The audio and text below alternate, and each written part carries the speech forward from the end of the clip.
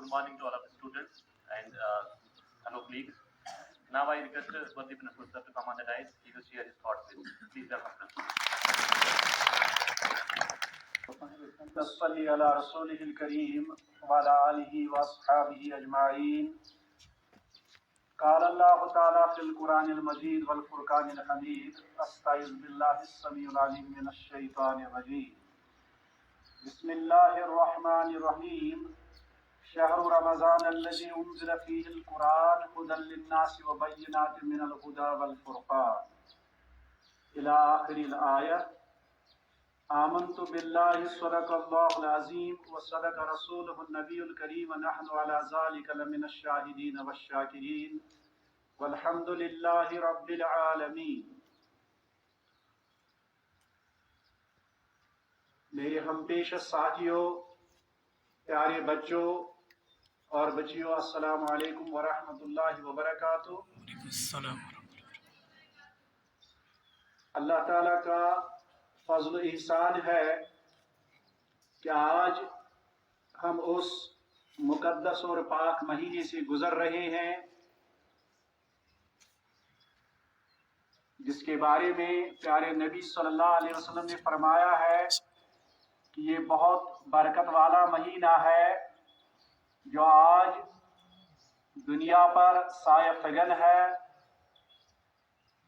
اور اس کی برکتوں اور رحمتوں کا اندازہ اس بات سے لگایا جا سکتا ہے کہ پیارے نبی صلی اللہ علیہ وسلم نے فرمایا کہ اس مہینے کے شروع ہوتے ہی جہنم کے دروازے بند کیے جاتے ہیں اور برابر آخر تک وہ کبھی نہیں کھل جاتے، اور اسی طرح جنت کے دروازے کھولے جاتے ہیں اور وہ برابر آخر تک کبھی بند نہیں کیے جاتے، اور شیاطین مسلسل جکڑ دیے جاتے ہیں، زنجیروں میں بند کیے جاتے ہیں.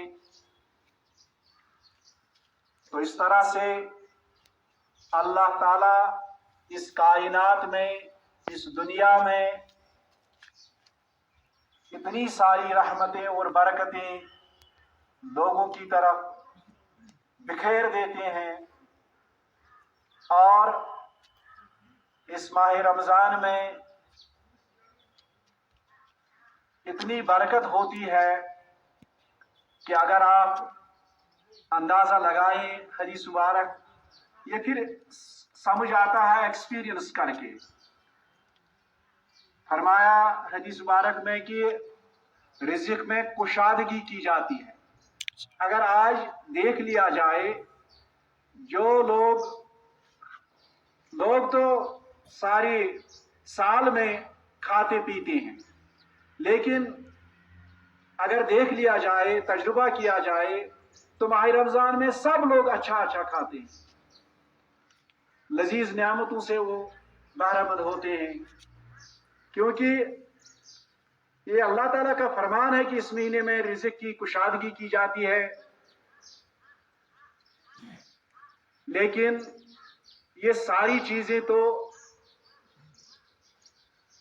مسلمانوں کے لیے ہیں، مومنوں کے لیے ہیں، کیونکہ ایک ایسی عبادت جو عبادت اللہ تعالیٰ نے جس طرح سے ہمارے جسم کی نشو نما کے لیے غذا ضروری ہے، یعنی اس کو ہم کہیں گے یہ جسمانی ضرورت ہے، اسی طرح سے کیونکہ ہمارا جسد جو ہے، ہمارا جسم جو ہے، ہمارا نفس جو ہے، ہم انسان جو ہیں، یہ دو چیزوں کا مرکب ہے. ایک ہوا جسم، دوسرا ہوا روح. یعنی جسم اور روح دو الگ الگ چیزیں ہیں، اور روحانی تربیت ہمارے کھانوں وغیرہ سے نہیں کی جا سکتی ہے. ہم ایک قسم کا کھانا کھائیں، دوسری قسم کا کھانا کھائیں، لذیذ قسم کا کھانا کھائیں، صرف نمک پئیں، پانی پئیں یا باقی چیزیں فروٹس کھائیں، اس سے ہمارے روح کی تربیت نہیں ہوتی ہے. روحانی تربیت اصل میں عبادات سے ہوتی ہے، کیونکہ ان عبادات سے اصل مقصد یہ ہوتا ہے کہ ایک انسان اپنے آپ کو پرکھ لے कि आप इस दुनिया में सिर्फ खाने और पीने के लिए नहीं भेजा गया, आपको खाने और पीने के अलावा अपने उस मालिक का शुक्रिया अदा करना है, उसका शुक्र अदा करना है जिसने आपको इस दुनिया में बैसिक इंसान पैदा किया। क्योंकि दुनिया में बहुत सारे मखलूकात हैं, लेकिन आपको एक अहम नाम से नवाजा गया, अशरफुल मखलूकात। तमाम मखलूकात में सबसे अशरफ, सबसे बेहतर, सबसे अजीम, सबसे मुअज़्ज़ज़, सबसे मुकर्रम।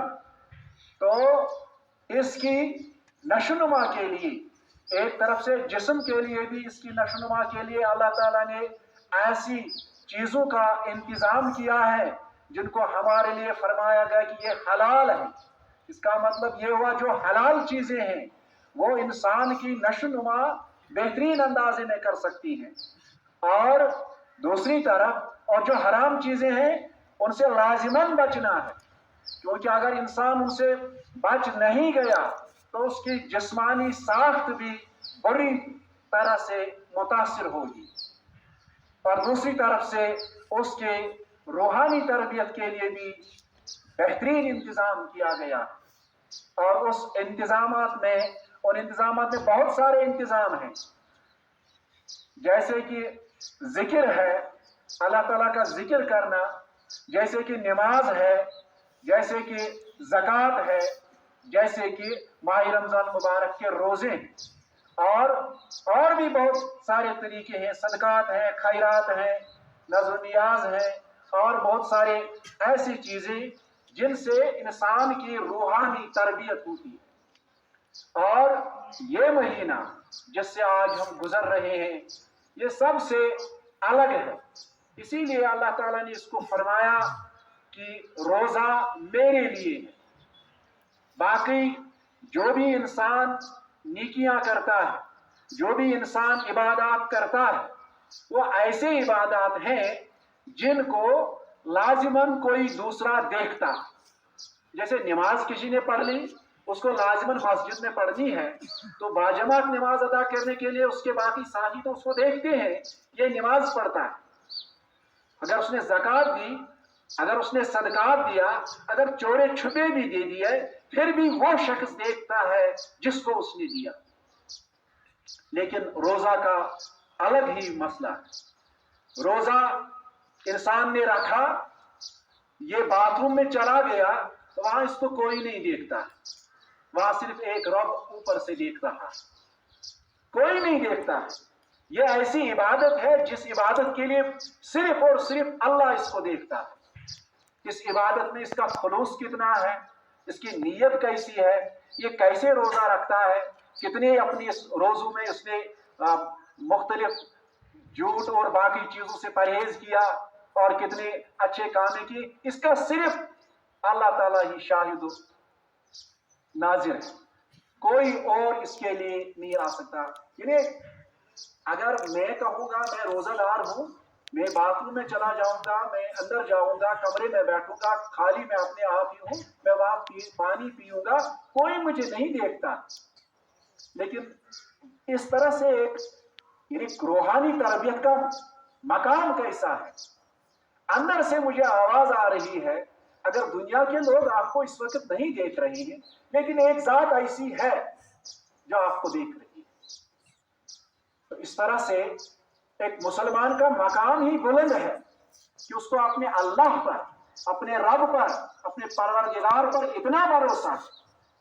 यानी नमाज में भी फरमाया गया कि नमाज मोमिनों की मेराज है। मेराज से मतलब असल में मुलाकात करना है, आप अपने रब से मुलाकात करते हो। और फिर पैगंबर सल्लल्लाहु अलैहि वसल्लम ने यह फरमाया कि अगर इतना ज्यादा ईमान आपको नहीं हो तो भी आप, यानी कि आप अल्लाह को देख रहे हैं, अगर इतना ज्यादा भरोसा और ईमान आपको नहीं है, इतनी ज्यादा मकाम पर अभी नहीं पहुंचे हो, तो कम से कम ये ख्याल रखो कि अल्लाह आपको देख रहा है।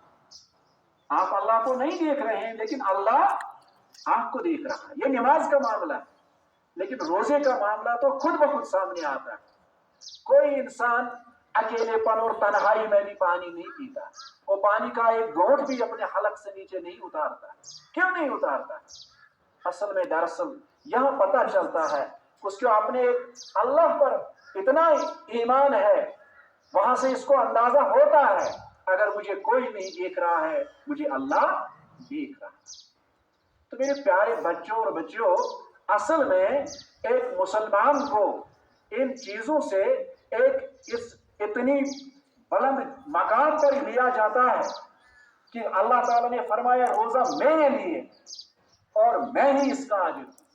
बाकी जो भी इबादत हैं उनके लिए फरमाया गया कभी 10 गुना दिया जाएगा, कभी 20 गुना दिया जाएगा, 30 गुना दिया जाएगा, 70 गुना दिया जाएगा, 100 गुना दिया जाएगा, लेकिन रोजे के लिए ये नहीं फरमाया। यानी अगर 1 रुपया कोई इंसान अपने पुरखलूस अंदाज में खर्च करता है तो अल्लाह उसको जितना उसका खुलूस होगा उसको बढ़ा बढ़ा कर कम अज कम ज्यादा से ज्यादा 700 गुना तक पहुंचा दिया जाएगा। लेकिन ये रोजा के लिए नहीं, रोजा इससे बहुत होगा। इसीलिए रोजा क्यों फरमाया गया कि इसका अजर मैं ही हूं। अल्लाह ताला फरमाता मैं ही हूं। फिर इसका मतलब ये हुआ कि अल्लाह ताला इस रोजेदार से बहुत खुश होता, और इसीलिए रब ने ये फरमाया कि रोजेदार की जो मुंह से वो बू आती है वो मुझे सबसे ज्यादा पसंद है। इनको फरमाया गया कि 2 खुशियां इसको मिलेगी। एक खुशी उस वक्त मिलती है अभी सामने फ्रूट भी होता है, खजूर भी होता है, पानी भी होता है, शरबत भी होती है, सारी चीजें सामने होती हैं, लेकिन घड़ी में देख देख कर अभी कितने सेकंड बाकी हैं, 10 सेकंड, 5 सेकंड, 1 सेकंड हो गया तो फिर अपने हलक में पानी उतारा, खजूर उतारा या कोई फ्रूट उतारा। तो इसका मतलब ये हुआ कि अल्लाह ताला इस नजाकत को बड़े खूब अंदाज में फरमाता है कि उस वक्त, क्योंकि ये जो मुंह से बू आती है ये दोपहर से आगे ही आती है, सुबह को नहीं आती है, दोपहर को नहीं आती है। दोपहर जब इंसान का पेट बिल्कुल ही खाली होता है और फिर उसके मुंह से बू आने लगती है। इसीलिए जब मिसवाक भी करना होगा तो वो पहले दोपहर तक ही करना चाहिए, दोपहर के बाद आपके मुंह से बू आनी ही चाहिए, क्योंकि ये अल्लाह को पसंद है। तो मेरे प्यारे बच्चों, असल में आपने अपने आप को इसके लिए तैयार करना है कि मेरा रोजा जो है इसमें कितनी सदाकत होनी चाहिए, इसमें कितनी खुलूसी नीयत होनी चाहिए, ये कितना पुरखलूस होना चाहिए। जितना ये ज्यादा पुरखलूस होगा, जितना ज्यादा इसमें आपकी कोशिश होगी, जितना ज्यादा इसको एहतमाम करने की आपने कोशिश की होगी, उतना ज्यादा आपको सवाब मिलेगा, उतना ज्यादा रब आपसे खुश होगा। और रब की खुशी तो ये इंसान कभी कभी तो समझ सकता है, लेकिन आम इंसानों को इसके समझने में थोड़ी बहुत दिक्कत ही आती है कि कैसे पता चले कि रब कब खुश हुआ। प्यारे बच्चों, किसी शख्स को तकलीफ हुई, वो बीमार हुआ। बीमारी भी ऐसी चीज है जो इंसान को आने तक पता नहीं चलती। कोई इंसान पहले कहे मैं ये एहतियात करूं, वो एहतियात करूं, ये करूं, वो करूं, ऐसा खाना खाऊं, वो खाऊं, ये खाऊं, फिर मुझे बीमारी नहीं लगेगी। ये इंसान की भूल है।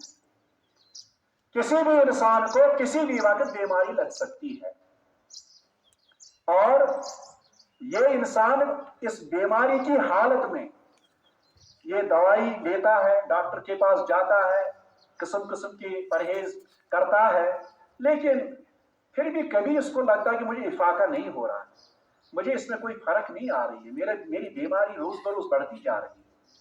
और आखिरकार कभी कभी ये इंसान अल्लाह से दुआ करता है। कभी आपने ये भी देख लिया होगा कि अच्छे अच्छे डॉक्टरों के पास जाकर भी कोई इंसान कभी ठीक नहीं होता है, फिर वो जस्ट किसी मेडिकल वाले के पास, जो डॉक्टर भी नहीं होता, जिसको इस तिब का इल्म भी नहीं होता, उसके पास जाकर एक दो दवाई की टिकिया लेकर आता है, फिर कहता है मुझे बहुत इफाका, मैं ठीक हो गया, और फिर वो उसको बड़ा डॉक्टर मानता है। लेकिन उसको ये मालूम नहीं होता है कि ये अल्लाह ताला की कारकर्दगी है। ये डॉक्टर इस मेडिकल वाले या किसी और के पास शिफा नहीं है। डॉक्टर या इस मेडिकल वाले के पास लाजमन टेबलेट है, दवाई की बोतल है, लेकिन इस दवाई की बोतल में शिफा की जरूरत है। शिफा रब के पास, शिफा देने वाली सिर्फ एक जात है और वह अल्लाह की जात है। आम लोग इस चीज को नहीं समझते, हम लोग इससे बेबहरा हैं, हमें ज्यादा इसकी वाकफियत नहीं है। लेकिन जो लोग अपने रब को पहचानते हैं वो इस चीज को समझ सकते हैं कि ये शिफा कहां से आती है, इस शिफा का असल सोर्स और मंबा कहां है, ये कहां से निकल आती है और कब इस आदमी को शिफा होती है। आपने भी, मुमकिन है कि आपने तजुर्बा किया होगा कि कोई इंसान जिसको डॉक्टर भी कहता है कि ये अब ठीक नहीं होगा, इसकी बीमारी ऐसी है, ये हमेशा रहेगी वगैरह वगैरह, कभी कभी ये होता है, कभी कभी कोई एक्सपीरियंस करता है, लेकिन उसकी ये बीमारी अचानक गायब हो जाती है, उसको पता नहीं चलता है। दवाई खाने के बाद भी, या कभी वो पहले इंसान बिल्कुल इस तरह से मायूस हो जाता है, नाउम्मीद हो जाता है, दुनिया की जिंदगी से बिल्कुल वो मायूस हो जाता है कि अब शायद मेरी जिंदगी की चंद दिन बाकी रह गए हैं, अब मैं छोड़ जाऊं। लेकिन उसके बाद उसे ख्याल आता है कि मेरा एक रब है, मेरा एक परवरदिगार है, और उस परवरदिगार के पास बहुत कुछ है। इसका दिल नरम पड़ जाता है और इस नरम और मोम जैसे दिल से इसकी आह निकलती है, इसकी दुआ निकलती है, और अल्लाह ताला इसकी दुआ को कबूल करता है और ये शिफायाब हो जाता है। आप कहेंगे सारे बीमार तो बाद में शिफायाब नहीं हो जाते हैं, वो भी मुमकिन है, वो भी ठीक है, वो भी उसके लिए अपनी जगह अलग से है। लेकिन मेरे कहने का मतलब ये है कि अल्लाह को, यानी असल में यही चीजें हैं जिन चीजों से इंसान को अल्लाह समझ आता है, क्योंकि क़यामत के रोज अल्लाह अपने बंदे से सवाल करेगा, ऐ मेरे बंदे, मैं दुनिया में बीमार हुआ था, आप मेरी खबर पुरसी के लिए नहीं आए। ये इंसान वापस में अर्ज करेगा, ऐ अल्लाह, आप तो मुनज़्ज़ह और पाक हैं, आप तो बशरियाती और किसी भी किस्म की कमी या नुक्स से बिल्कुल मुनज़्ज़ह और पाक हैं, आप कैसे बीमार हो जाते हैं? और मैंने ये कभी ख्याल ही नहीं किया कि आप बीमार हो जाएंगे। रब फरमाएगा, मेरे प्यारे बंदे, आपके इर्द गिर्द में, आपके माहौल में, आपकी बस्ती में फलानी बंदा जो था वो बीमार पड़ गया था, अगर आप उसकी खबर पुरसी के लिए जाते तो आप मुझे वहां पाते। ये इसका मतलब ये हुआ कि इंसान को इंसान की जरूरियात पूरी करने के लिए, जब वो इंसान की जरूरियात, दूसरे बंदे की जरूरियात पूरी करता है, तो वो असल में अपने रब को खुश करता है, अपने रब को पा लेता है। तो असल में मैं आपसे अर्ज कर रहा था कि जिस महीने से हम आज गुजर रहे हैं, ये इस इबादत का क्लाइमैक्स है। सब इबादत तो सारी अपनी जगह, इनकी सारी इबादत तो अच्छे हैं, सारी इबादत तो अजीम है, सारी इबादत का अपना अपना मकाम है, लेकिन माह रमजान मुबारक जो है, इसकी ऐसी अजमत है, इसकी इतनी अजमत है कि इसका अल्फाज ही नहीं है कि जिन अल्फाज से बयान किया जाता कि कितनी अजमत है। क्योंकि जब अहादीस मुबारक पर इंसान थोड़ा बहुत भी गौर कर लेता है तो देखता है कि इस माह रमजान मुबारक में कितने कितने, मैं कहूँगा कि आम इंसान से भी मोजज़े अदा होते हैं, आम इंसान से भी ऐसी बातें निकल आती हैं जिनका वो अंदाजा ही नहीं कर सकता। लेकिन शर्त इसके लिए ये है कि सबसे पहले वो रोजादार रहे, وہ روزہ کو اس طرح سے اپنا لے کہ روزہ مجھ پر چٹی نہیں ہے، مجھ پر یہ ٹھوس دی نہیں، مجھ پر یہ نہیں ٹھوس دی گئی ہے، میں ان کو دل سے مانتا ہوں، میں ان کو دماغ سے مانتا ہوں، میں شعوری طور پر روزہ دار رہتا ہوں۔ اسی لیے ایک حدیث میں فرمایا گیا کہ آپ کے تمام اعمال کا دار و مدار جو وہ نیتوں پر ہے۔ اصل میں نیت یہ کہنا نہیں، کہنے سے نیت نہیں ہوتی ہے، نیت اصل میں یہاں دل سے ہوتی ہے کہ دل میں انسان ارادہ کر لے کسی چیز کے کرنے کا، نیت یہی ہے۔ تو میں آپ سے عرض کرنا چاہتا ہوں کہ اس مہینے سے، جس مہینے سے ہم آج گزر رہے ہیں، اس کے لیے یہ جو عظمت ہے وہ عظمت کہاں سے آ گئی، وہ کیوں دے گئی اس کو، اس کے لیے جو آیت میں نے آپ کے سامنے تلاوت کی، اصل میں وہی چیز ہے، شہر رمضان الذی انزل فیہ القرآن۔ اس ماہ رمضان المبارک میں اللہ تعالیٰ نے ایک ایسی کتاب نازل کی جس کا نام مبارک قرآن پاک مقدس کتاب ہے، اور یہ کتاب جو ہے یہ انسان کی زندگیوں کو عدل بدل کرتی ہے، یہ انسان کی زندگی کی کتاب ہے، یہ وہ کتاب نہیں جس کو صرف انسان پڑھنے سے ہی بس تسلی پاتا ہے، نہیں، یہ ایسی کتاب ہے جو کتاب یہ تقاضا کرتی ہے کہ ہر کوئی انسان اس کو اپنی زندگی میں اپلائی کرے۔ ایک ہوا ماننا، ایک ہوا تسلیم کرنا، اور دوسرے ہوا اس پر عمل کرنا۔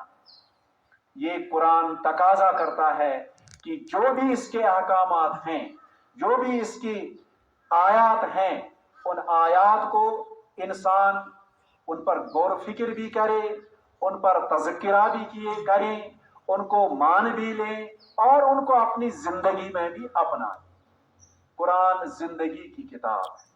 یہ عبادات اصل میں نے پہلے بھی عرض کیا کہ یہ روحانی تربیت کے لیے ہے کہ ایک انسان کی روحانی تربیت ایسی ہو وہ اپنے آپ کو باقی مخلوقات سے تشبیہ نہ دے، وہ اپنے آپ کو ان مخلوقات سے بہت اوپر پائے، اور یہ اس کے ذہن میں بھی بیٹھے کہ رب ذوالجلال نے مجھے انسان بنایا ہے، یہ انسان تو اسی لیے اللہ تعالیٰ نے فرمایا ہے تبارک الذی بیدہ الملک وہو علی کل شیء قدیر الذی خلق الموت والحیاۃ لیبلوکم ایکم احسن عملا۔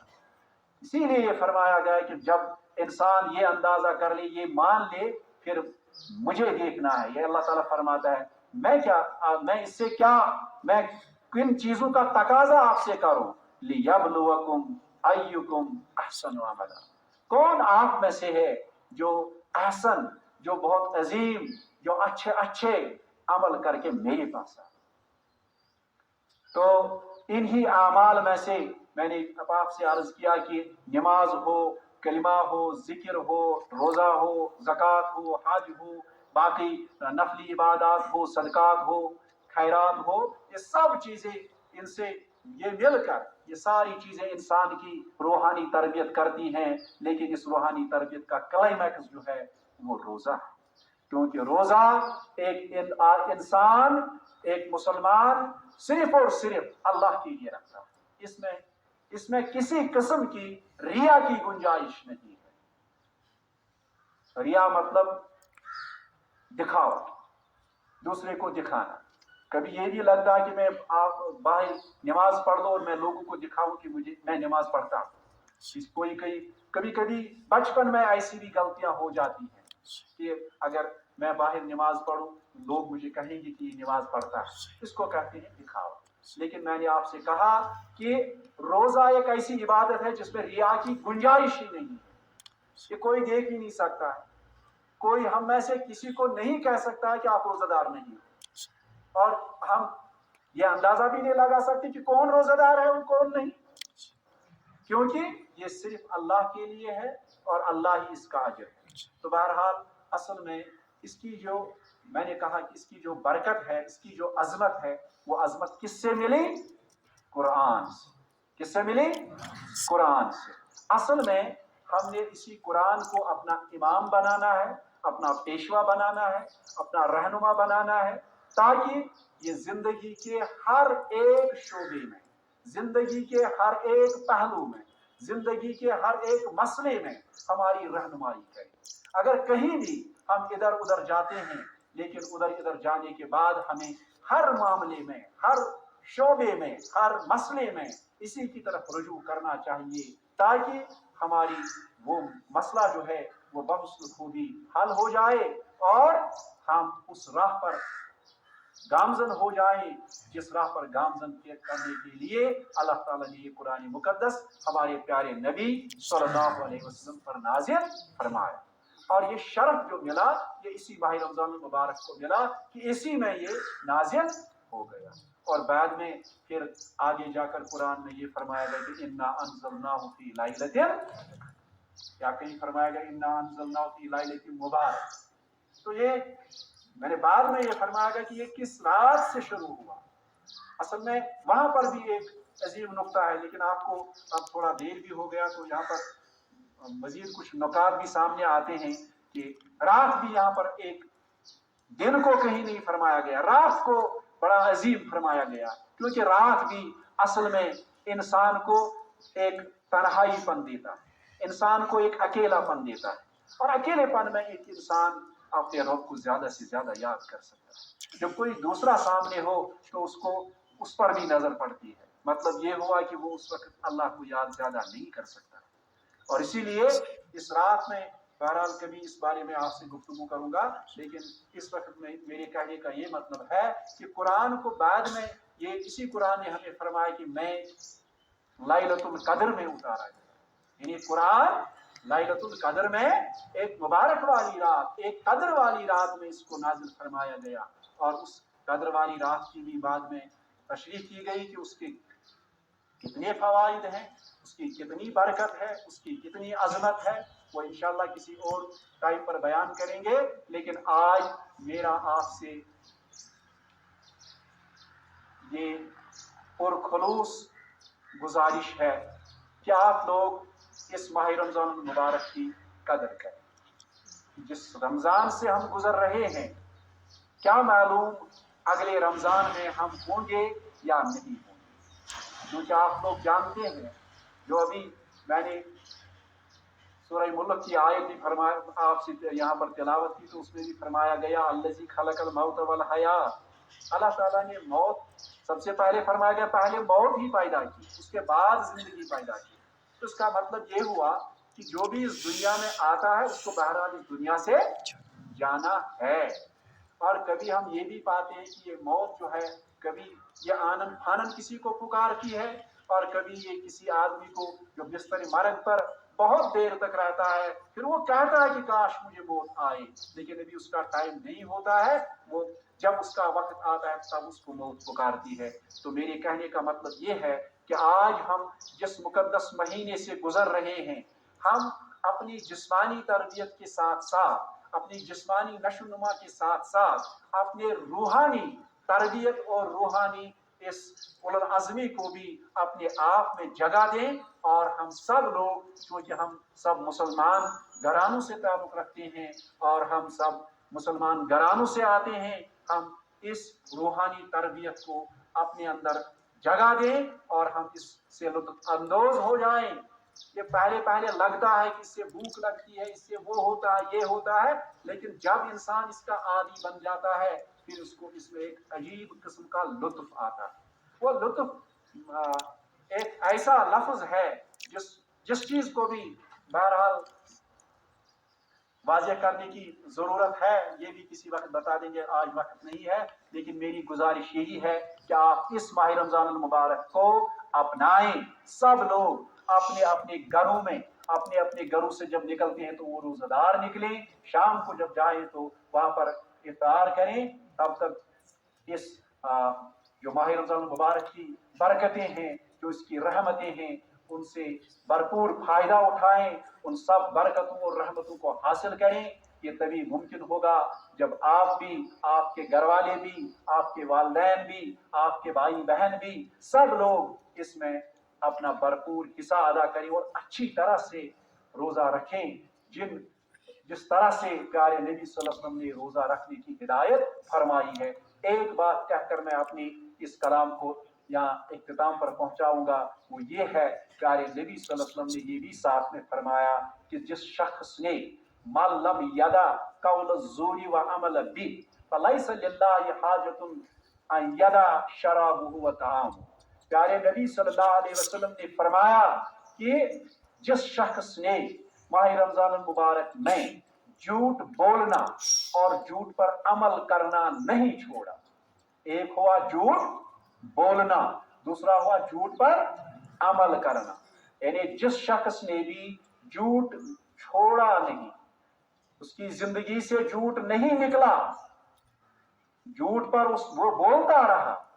آج جھوٹ بولنے کا زیادہ امکان رہتا ہے، ہمارے پاس موبائل ہوتے ہیں، ہم اکثر لوگ جو ہیں اس کو بہت لائٹ لیتے ہیں، لیکن خواہ میں ہم اپنے سر پر گناہ لیتے ہیں۔ میرے پاس فون آ گیا، کہاں ہو؟ میں کہہ رہا ہوں میں فلانی جگہ پر ہوں، میں وہاں نہیں ہوتا۔ یہ بھی جھوٹ، یہ بہت بڑا جھوٹ ہے، کیونکہ میں نے کسی آدمی کو غلط انفارمیشن دی، غلط بتایا۔ پیارے نبی صلی اللہ علیہ وسلم نے فرمایا من لم یدع قول الزور، جس شخص نے بھی جھوٹ بولنا نہیں چھوڑا، وہ عمل بھی، اور اس پر عمل کرنا نہیں چھوڑا، یعنی جھوٹ پر عمل کرنا نہیں چھوڑا، فلیس للہ حاجۃ، اللہ تعالیٰ کو اس شخص کی کوئی حاجت نہیں ہے، لم یدع شرابہ وطعامہ، کہ وہ پانی پینا چھوڑ دے یا کھانا کھانا چھوڑ دے۔ کیونکہ ابھی جو میں آپ سے کہہ رہا تھا، پانی پینا اور کھانا کھانا یہ آپ کے جسم کے لیے ہے، لیکن میں نے آپ سے کہا کہ اصل میں روزہ جسمانی نشو نما کے علاوہ یہ ایک اور چیز کی تربیت کرتی ہے جس کو ہم روحانی تربیت کہتے ہیں۔ تو اگر آپ نے جھوٹ نہیں چھوڑا، آپ نے جھوٹ پر عمل کرنا نہیں چھوڑا، تو یقین رکھیے کہ اس پانی چھوڑنے سے، اس دن میں کھانا چھوڑنے سے روزے کا اصل مقصد پورا نہیں ہوگا۔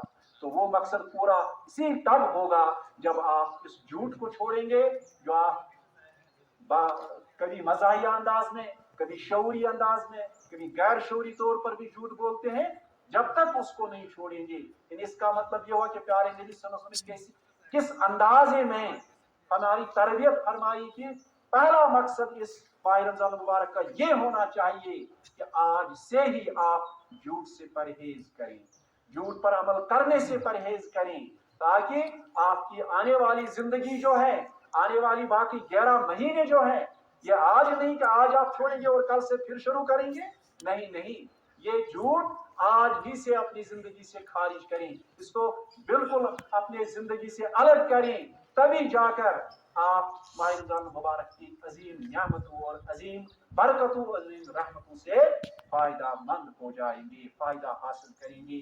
یہ آپ کی نفسانی، جسمانی اور روحانی تربیت، ہر قسم کی تربیت ہو جائے گی، لیکن شرط یہی ہے کہ آپ لوگ روزہ دار رہیں، اور روزہ دار رہنے کے لیے آپ پرخلوص ہو جائیں اور جھوٹ پر عمل کرنے سے پرہیز کریں۔ وآخر دعوانا ان الحمدللہ۔